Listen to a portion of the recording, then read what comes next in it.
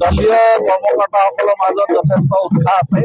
তেওঁলোকে দৃঢ় বিশ্বাসী যে আগন্তুক দিনত অসমৰ ৰাইজক আমি এটা বিকল্প ৰাজনৈতিক দল আম আদমি পাৰ্টিৰ ৰূপত আমি দিব পাৰিম। আৰু যিটো আমি উন্নয়নৰ ৰাজনীতি কৰোঁ, যিটো আমি দুৰ্নীতিৰ বিৰুদ্ধে আমি যিটো ৰাজনীতি কৰোঁ, সেই ৰাজনীতিটো ৰাইজে আঁকোৱালি ল'ব। আৰু আগন্তুক দিনত গাঁও পঞ্চায়তৰ নিৰ্বাচনত আমি প্ৰতিটা ৱাৰ্ডতে কেণ্ডিডেট দিবলৈ আমি তৎপৰ হৈ পৰিছোঁ। আৰু পঞ্চায়ত নিৰ্বাচনত আমি অংশগ্ৰহণ কৰিম আৰু তাৰ পিছত বিধানসভা 126টা সমষ্টিতে আমি প্ৰস্তুতিৰে আগবাঢ়ি যাম। বিৰোধী ঐক্য মঞ্চ আছে,